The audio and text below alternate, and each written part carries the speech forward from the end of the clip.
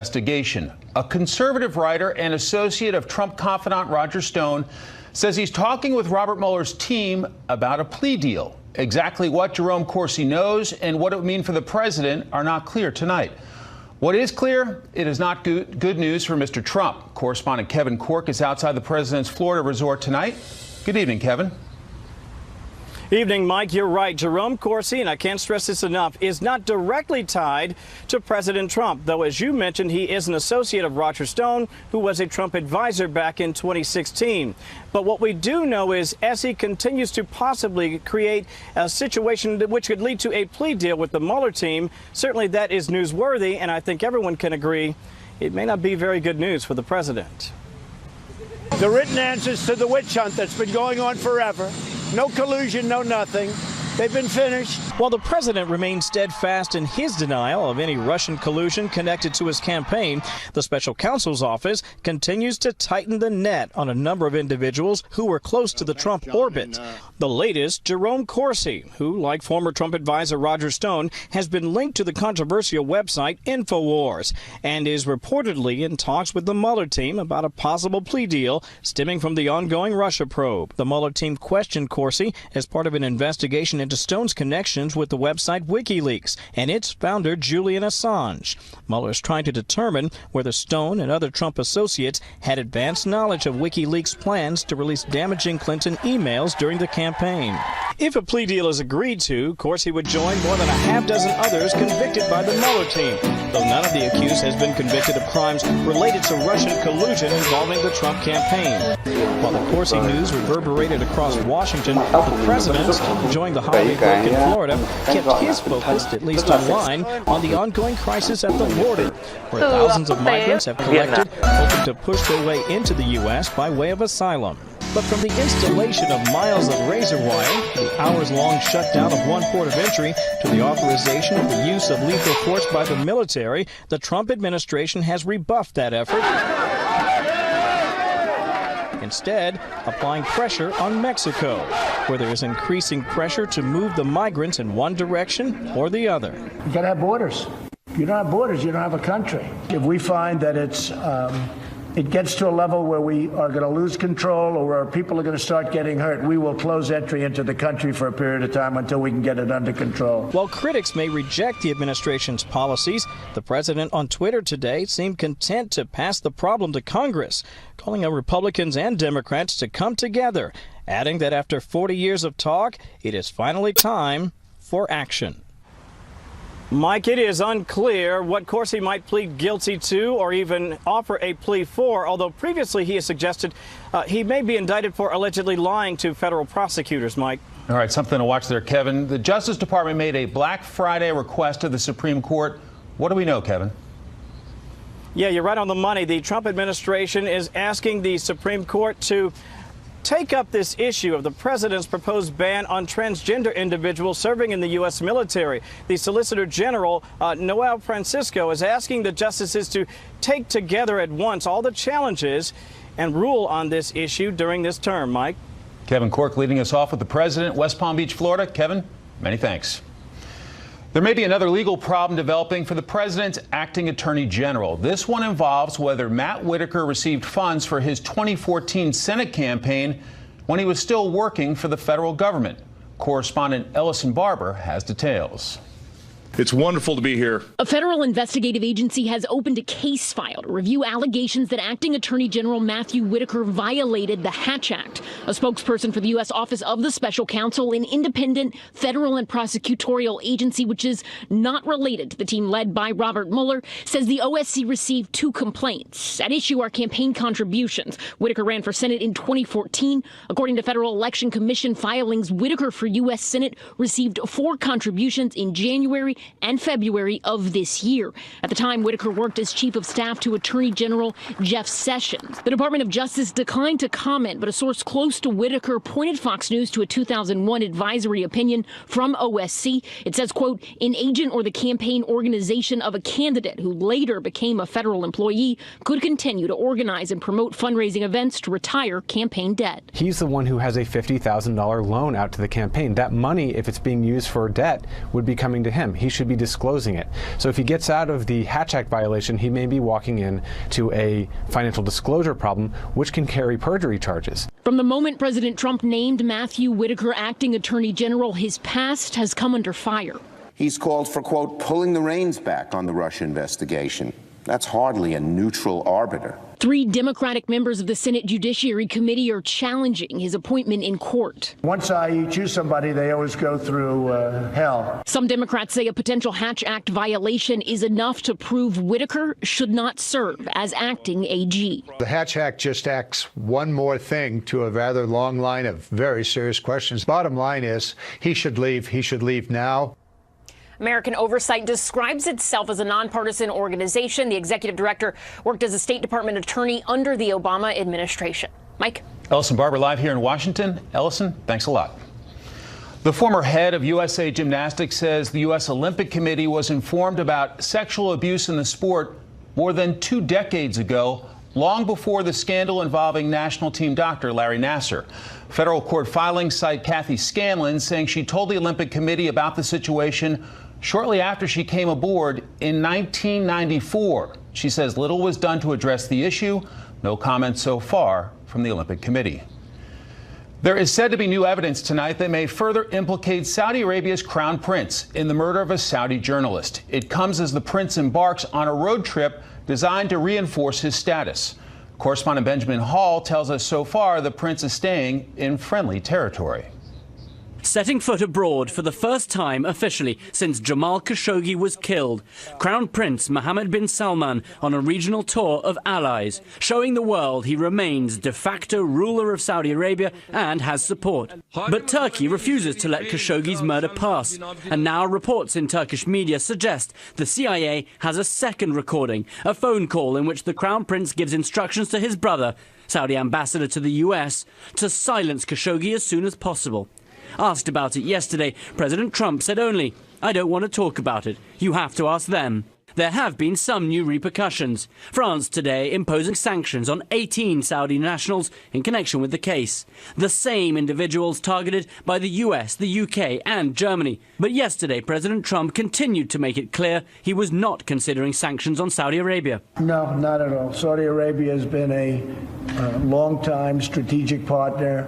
They're investing hundreds of billions of dollars in our country. But it works both ways, and Saudi Arabia is also heavily reliant on the U.S. I assure you, without the United States, their planes don't fly, their tanks don't drive, their ships don't sail effectively. They need us far, far more than we need them.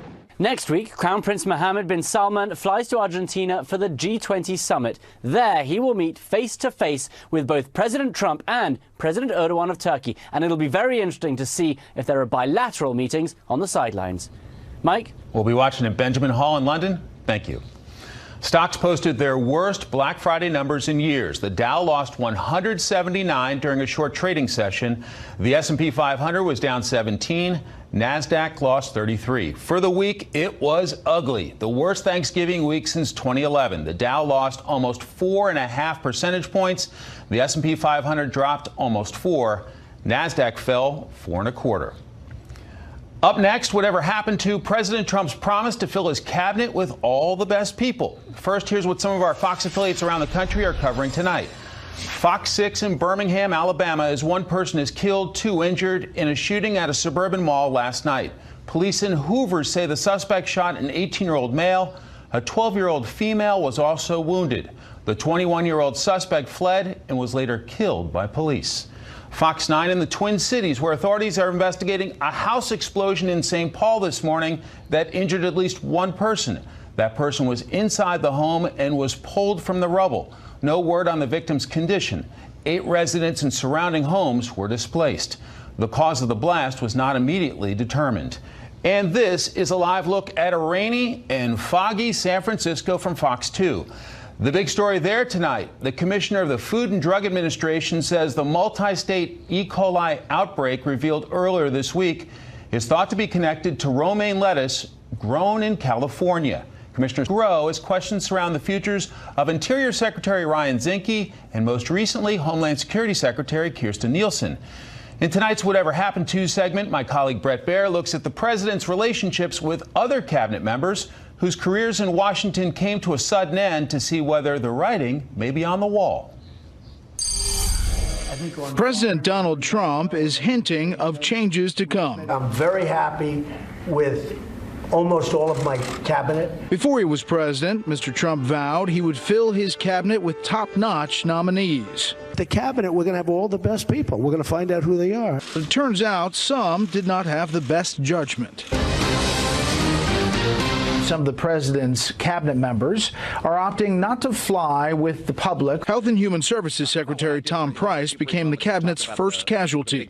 The former Georgia congressman and doctor came into the administration with hopes of helping Congress to repeal and replace Obamacare. Fixing this situation, as the saying goes, requires an act of Congress. But in mid-September, a report surfaced that the secretary had used private jets for official business at least 26 times at a cost of more than $400,000 taxpayer dollars. Amid the uproar, including that of President Trump, I am not happy about it, and I let him know it. Secretary Price told me he would repay his debt to taxpayers. You say in the statement the taxpayers won't pay a dime for my seat on those planes, but you're writing a check for, we understand from your officials, $51,887. The total cost is estimated at more than $400,000 for the 26 flights since May. Is that okay? Well, as I said, there's an ongoing review being done by the Inspector General, and I think it's important that we wait for that. But the very next day, after less than 10 months on the job, Price resigned, saying he did not want to be a distraction to the work of HHS. Environmental Protection Agency Administrator Scott Pruitt had a promising start, but his spending habits also got in the way of the agenda. I recognize there have been very troubling media reports. Pruitt faced months of scrutiny over reports of lavish spending and suspected ethics violations. Everything from pricey round-the-clock security to spending $43,000 on a soundproof phone booth, and even reports that he asked donors for help in landing a job for his wife. On the 4th of July, Pruitt was spotted attending celebrations at the White House. One day later, he resigned from the administration. Better be David. We'll never have to use those words on our David. David Shulkin was the only holdover from the Obama administration, and his appointment as Secretary of Veterans Affairs in February of 2017 seemed to hold great promise for the troubled agency. A practicing doctor, Shulkin would sometimes meet with patients at VA medical centers and vowed to turn the agency around. We're beginning to finally deal with the issues that have plagued the VA system for decades. Shulkin's position in the administration came under scrutiny following an Inspector General report that found he improperly accepted Wimbledon tickets and airfare for his wife during a European trip that cost taxpayers more than $122,000. I do regret the decisions that have been made that have taken the focus off of that important work. Regrets were not enough. This was used in a political way to try to remove me, and this is Washington. I'm a big boy. I understand that. Administration downfalls were not limited to ethics probes. Others felt the president's wrath when they opposed him. I can say this is a man that's respected all over the world before he even begins. Rex Tillerson was a very unlikely candidate for Secretary of State, a CEO of a massive company with little experience in politics, but one who had the complete support of President Trump at the beginning. But the two soon publicly clashed over several foreign affairs items, notably the Iran nuclear deal. Rex and I have been talking about this for a long time. When you look at the Iran deal, I think it's terrible. I guess he thought it was okay. And North Korea, with the president tweeting in October of 2017 that Tillerson was, quote, wasting his time trying to negotiate with Little Rocket Man. But perhaps most notably, there was what became known as the moron moment. Did you address the main headline of this story that you called the president a moron? The places I come from, we don't deal with that kind of petty nonsense. And it is intended to do nothing but divide people. And I'm just not going to be part of this effort to divide this administration. Rumors of Tillerson's demise began last November, but President Trump did not dump his top diplomat until March. My commission as Secretary of State will terminate at midnight, March the 31st. Tillerson would leave his job just 405 days after becoming Secretary of State, one of the shortest tenures in modern history. We need to make America great again. Then Senator Jeff Sessions was one of Donald Trump's most ardent and earliest supporters on the campaign trail. Soon after he was elected, President Trump made the former Alabama senator his attorney general. It is with great pride, very great pride, that I say these words to you right now. Attorney General Jeff Sessions. I have recused myself. But Sessions seemed to quickly fall from favor after choosing to recuse himself from the Russia investigation. But I am disappointed in the Attorney General. He should not have recused himself. President Trump publicly lambasted Sessions on social media again and again. Despite the discord, Sessions remained mostly mum about it as he remained on the job.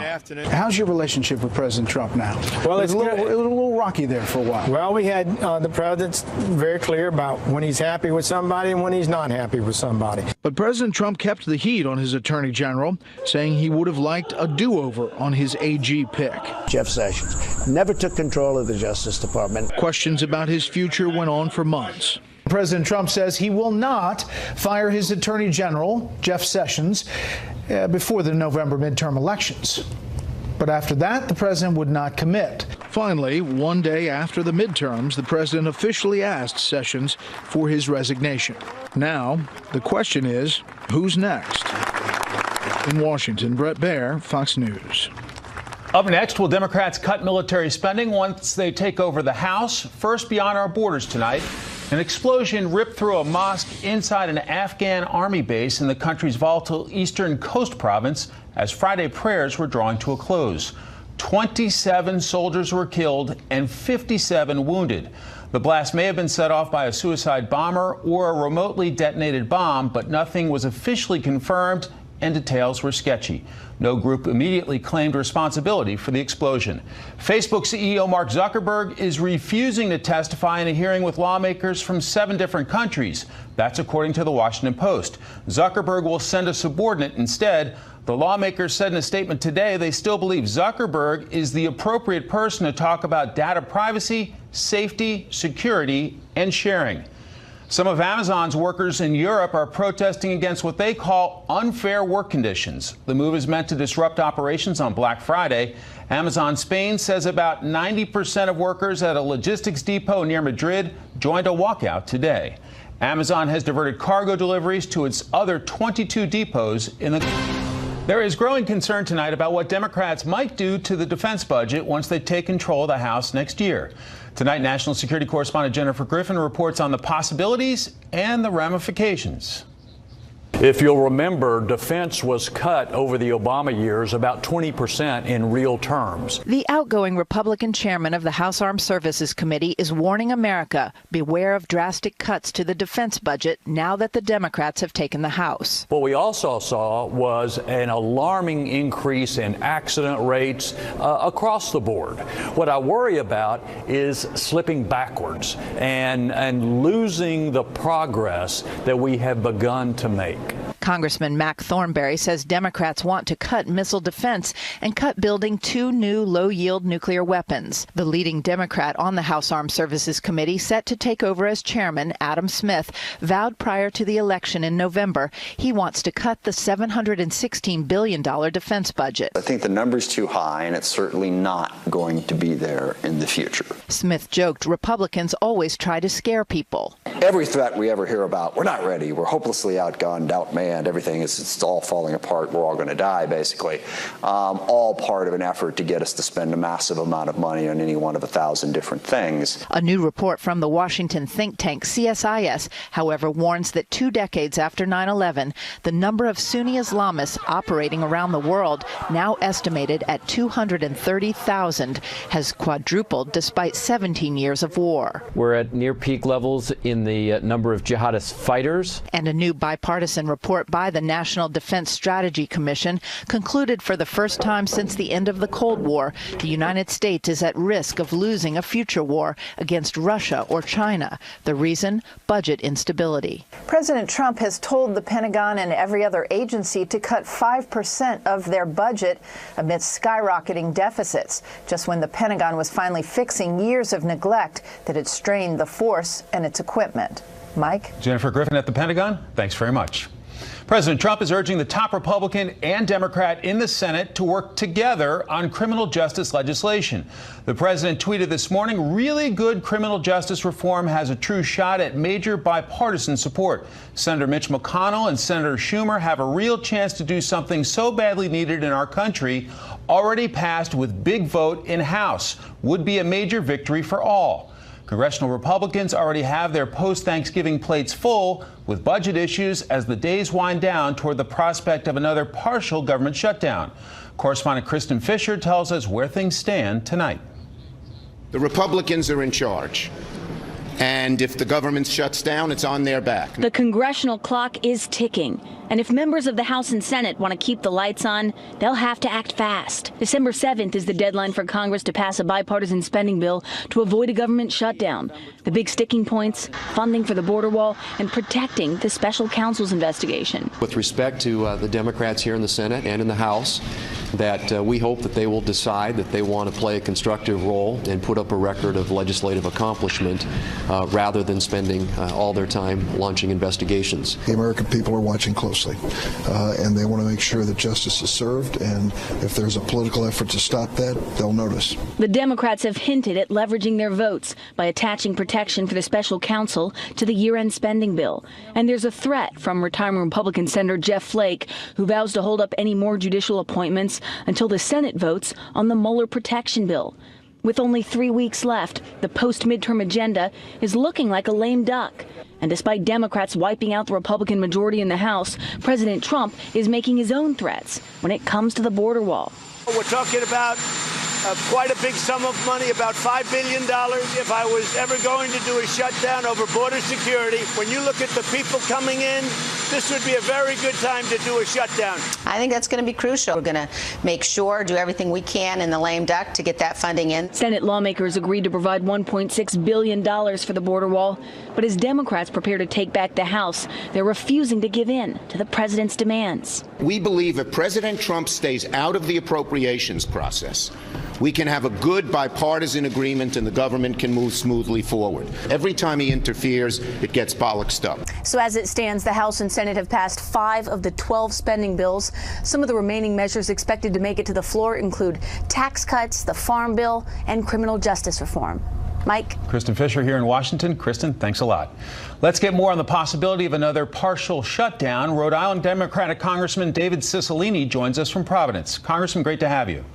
Thanks for having me. Government funding. President Trump tweeted about it this morning. Republicans and Democrats must come together finally with a major border security package, which will include funding for the wall. After 40 years of talk, it is finally time for action. Fix the border once and for all now. Limited time when lawmakers return. Congressman, are we heading for a partial government shutdown? Well, I hope not. Look, the Republicans control the House, the Senate, and the White House. I hope they don't shut the government down. Last time we had an appropriation process, it worked well. It was bipartisan. The president was not really involved in it. We were able to reach consensus and find common ground with our Republican colleagues, and that moved forward. I hope we can do it again. But again, the Republicans control the House, the Senate, and the White House, so they'll ultimately decide whether we have a government shutdown or not. Looking ahead, you're one of the top Democrats setting the agenda for the House next year. The reality with President Trump in the White House, Mitch McConnell leading the Senate, are there areas of common interest? Yes, I mean, we ran on an agenda that we described as demonstrating that Democrats are for the people of this country, not for the special interests, not for the powerful and well-connected. And we identified 3 urgent priorities. 1, driving down health care costs, particularly the cost of prescription drugs. 2 is raising family incomes and particularly focusing on rebuilding the infrastructure of our country with a $1 trillion infrastructure package that will create 16 million good-paying jobs. And finally, taking on the serious corruption in Washington, Washington and getting money out of our politics. Those three issues are three issues the president identified as priorities for him. He hasn't delivered on them, but if he's serious, we should be able to work together with our Republican colleagues to get those things done for the American people. Leader Nancy Pelosi has spoken about the newly elected Democrats. Dozens of them campaigned on change and new leadership. Take a listen to this. What matters is that they support a democratic agenda to make progress for America's working families, and they all spoke out beautifully for the people. Health care, like a jackhammer. That's what's important. Congressman, is Medicare for all with an estimated price tag of $32 trillion over 10 years, according to a George Mason University study, on the agenda? Well, look, I think Democrats are very committed to making sure we do everything we can to drive down health care costs. One of the big drivers of health care costs is prescription drug prices. We have a very specific proposal on how to do that. But there are a number of ideas out there to really expand access to health care to drive down costs, allowing people to buy into Medicare, raising or lowering the age for Medicare eligibility, having Medicare for everyone. So I think there are a lot of great ideas. We're going to have a caucus that's more diverse and larger than ever, where we can have a really healthy discussion about how do we build upon the success of the Affordable Care Act and make the healthcare system work even better and drive down costs. And I think people will present a whole range of ideas, and out of that will come some consensus from the Democrats of how we move forward and how we drive down costs and make sure everyone in this country has access to quality, affordable health care. As a leading member of that new Congress, what about keeping Democrats unified? Congresswoman-elect Alexandria Ocasio-Cortez participated in a protest in Leader Pelosi's office on her first day of orientation. Do Democrats risk being divided? I don't think so. Look, we have a lot of new members. They're going to come to Congress with the passion that they demonstrated in their elections. They're going to come with a lot of new ideas, some bold new ideas. And we're going to work together as a caucus to try to find common ground and move forward on behalf of the American people. But I think it's healthy for our party. I think it's healthy for the country that lots of people with lots of new ideas who have just won elections are going to come and contribute their best thinking. So where there's enormous consensus on the overriding issues and really kind of on the core priorities of Democrats, I think we'll have lots of conversations on the edges, but I think it's going to be great for our party, great for the country, because out of that will come the best thinking and the best policies. So I think it's a very exciting time, and we're going to have a lot of new talent, a lot of great new members who are going to contribute significantly to the work. Is Leader Pelosi a shoo-in to be the next Speaker of the House? Well, I don't know if she's a shoo-in, but I think she will be the next Speaker of the House. I think she has earned that position. She brought us back into the majority. She was a very effective legislator. She brought us the Affordable Care Act. She brought us Wall Street reform. She repealed Don't Ask, Don't Tell. She's a very effective legislator. And as I've said before, I don't think you fire the quarterback after you just won the Super Bowl. So I expect she'll be the Speaker of the House. We'll leave it there. Congressman David Cicilline, looking forward to seeing you back on the Hill, sir. Thanks for your time. Thanks. Thank you. Another figure connected to the Trump campaign team says he's in plea talks with the special counsel's team. We'll get reaction from the All-Star. The next few days, I will be indicted by Mueller for some form or other of giving false information to the special counsel or to one of the other grand jury, or however they want to do the indictment. But I'm going to be criminally charged. And there's this from the Washington Post. Quote, conservative writer and conspiracy theorist Jerome Corsi is in plea negotiations with special counsel Robert S. Mueller III, according to Corsi, and another person with knowledge of the talks. With that, let's bring in our panel. Matthew Continetti, editor-in-chief of the Washington Free Beacon, Chuck Lane, opinion writer for the Washington Post, and Tom Rogan, commentary writer for the Washington Examiner. So Jerome Corsi, big deal? Well, we don't know, and we'll have to wait and see. But I think it is interesting that the connection point with Jerome Corsi is obviously Roger Stone, and the connection point there is WikiLeaks, and the connection point there is GRU. So potentially it takes you, in a sort of forensic sense, to a very clear American connection point with the GRU, perhaps for the first time. That's the noble thing. We just have to wait and see. Of course, there have been a lot of stories about the special counsel that have turned out not to be true, some that have. So let's see what happens. I think this week we'll get a lot more clarity there. Chuck, what do you make of this? I never know quite what to make of Dr. Jerome Corsi, PhD, who's kind of a flaky loose cannon on the deck of the American political scene. He's an old Obama birther from way back. These comments he's making strangely seem that he's almost boasting, as if he's going to be indicted almost to inflate his own importance in the situation. As Tom points out, it's a very extended chain of culpability, if any, that leads, all the way to Russia. In the meantime, Corsi and Stone, it should be pointed out, are denying that there was any kind of foreknowledge of what Julian Assange had in store for them. I found it kind of amusing to read Jerome Corsi's recounting of his conversation with the Mueller people. They just wouldn't believe me when I denied. And I don't envy Robert Mueller's team having to deal with this particular witness. He is as I said, a bit of a loose cannon. Matthew, your assessment of the significance? It's always a bad sign when the words conspiracy theorist or your bio, whenever you're mentioned in the press, I'd say. Look, I mean, this has always been an investigation in search of the original crime. And the original crime is supposed to be a conspiracy to collude with Russia to affect the results of the 2016 election. If this happens, if the plea deal is reached, or if Dr. Corsi is indicted, I'll be looking at the actual criminal information and the indictment, because one question we have to answer is this actually pertains to that crime that Mueller is supposed to be investigating, or is it another of these process crimes that emerges through the conduct of the investigation, as so many of the indictments that Mueller has issued are related to? All right, so we'll wait and see where the Mueller probe goes. Meanwhile, Congress is set to return pretty soon with a lot to do. Let's take a listen to President Trump and Senator Dick Durbin. I think probably if I was ever going to do a shutdown over border security, when you look at the caravans, when you look at the mess, when you look at the people coming in, this would be a very good time to do a shutdown. The American people are watching closely, and they want to make sure that justice is served, and if there's a political effort to stop that, they'll notice. Matthew, are we looking at partial government shutdown drama? Maybe. We always go through this flurry whenever we reach one of these artificial deadlines. I'm slightly skeptical of the threat to shut down the government over the border wall. President Trump has had multiple opportunities to do exactly that. And in fact, he has threatened to do exactly that in the first 2 years of his presidency. So here's another opportunity.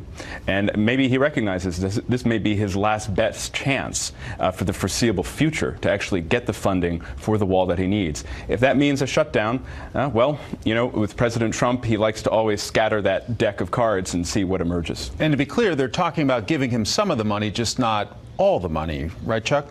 Yeah, I mean, and even all the money isn't all the money, because as I understand, the maximum he could get now is $5 billion, right? And supposedly the cost of this thing is 20 or 25. Matthew makes a very important point, which is that now that there's a Democratic House for the next 2 years, this mega project of a wall from across the length of the border is even more dubious than it ever was. And, I tend to think that cooler heads are going to prevail on this. As before, the president, for the benefit of his base, will posture and insist that he wants something out of this. But at the end, rather